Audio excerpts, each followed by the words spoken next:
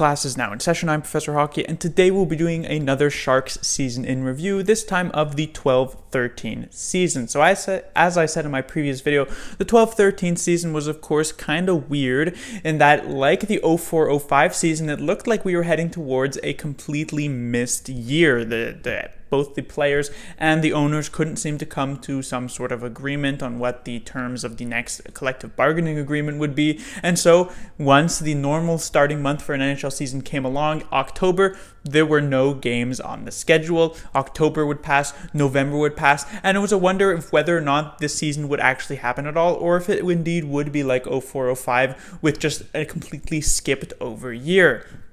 Credit, however, to these two parties that they were able to come to an agreement, though obviously not in a perfect sense, considering a sort of hastily thrown together regular season had to be put, in which it would only be 48 games starting at about mid-January going to late April before a normal playoffs would resume. It sort of is similar as well to the current situation, except for in 12-13, it was completely within the control of the players and the owners to get a season going normally, while this season, at this point, it is completely out of the control of any parties involved in the NHL, completely out of the control of really any parties involved in the world, and just at the whim of sort of this virus moving forward.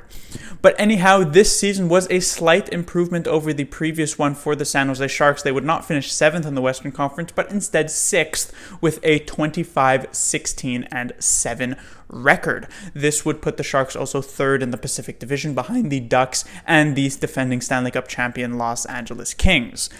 For points, it would be Thornton leading the way with 48 games played, as of course, as I said, that was the length of the regular season. 7 goals, 33 assists for 40 points. Couture would be next with the similar 48 games, 21 goals, 16 assists, and 37 points. Marleau, of course, still playing a full season with 17 goals, 14 assists for 31 points. Pavelski, 16 goals, 15 assists for also 31 points. And then Brent Burns missing 18 games, only playing 30 of them, with 9 goals, 11 assists, and 20 points. Very important to remember that in the latter half of this shortened season, Brent Burns was actually moved to right wing to play alongside, at least for a good chunk of the time, Thornton and Pavelski on the top line. Brent Burns was a forward for a good chunk of this season. You know, it's hard to imagine that might be the case now, considering he's one of the best defensemen in the NHL, at least points-wise, but you can certainly see how the way he plays the game at the moment would adapt pretty well to playing a forward position, at least compared to other defensemen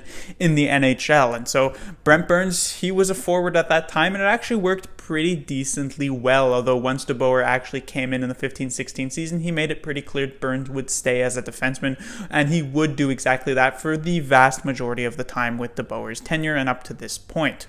And then there would be Dan Boyle, 46 games played, 7 goals, 13 assists for 20 points. Antti Niemi would have an extremely strong season, 43 games started, 43 of 48 games, which would pan out to over around 70 games in a full season, which is insane, of course.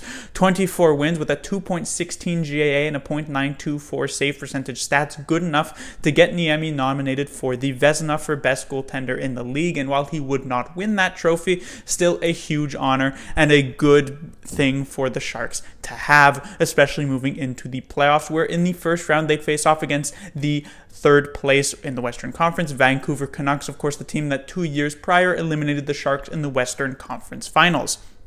Now, coming into this series, it was a bit of a toss-up. Some were leaning towards the Canucks as they saw the Sharks, who were in the previous season not very good, were eliminated in 5 games due to the St. Louis Blues. They thought the Canucks would just be able to deal with the Sharks, and the Sharks' window had closed. Some people thought that with the Sharks' superior goaltending, a lot more stable, considering the Canucks were still dealing with the whole Schneider or Luongo situation at that time. Some people thought the Sharks might be able to take the win, but nobody thought that the Sharks would dominate the Canucks in the fashion that they did. These games, while they were somewhat close on the scoreboard, the Sharks were pretty clearly the better team through the majority of these games, and they would achieve their first sweep in a playoff series in franchise history by taking it over the Canucks in just the 4 games. 3-1 win and 3-2 overtime win in Vancouver to open the series. Then in San Jose, they'd finish it off with a 5-2 victory and a 4-3 overtime victory.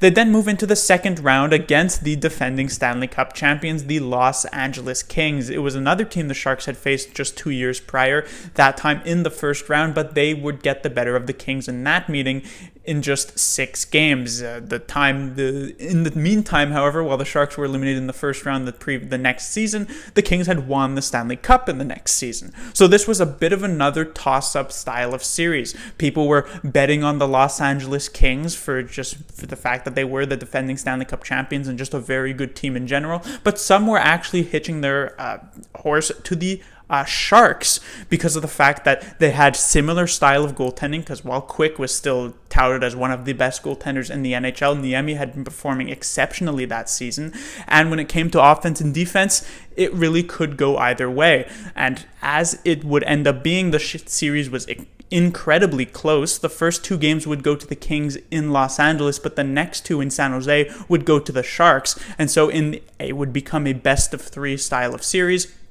And unfortunately for the Sharks, the Kings would have home ice advantage, and home ice advantage would mean everything in this series. The Kings would win every home game, the Sharks would win every home game, and it would of course end up being the Sharks losing in 7 games. The first 2 would be a 2-0 and 4-3 loss, then 2 2-1 victories, one in overtime for the Sharks, a 3-0 shutout at the hands of the Kings in Game 5 before a 2-1 victory to send it to that pivotal Game 7, which they would in fact lose 2-1. So a disappointing end to the season for the San Jose Sharks that get taken out in 7 games by the defending Stanley Cup champions. The Kings would then go on to actually be eliminated in the next round to the Chicago Blackhawks, who would in fact win the Stanley Cup again that year, as they would also end up doing in 2015 as they did in 2010. So of course these are currently the years in which the Kings and the Blackhawks were really the dominant forces, not just in the Western Conference but in the NHL as a whole.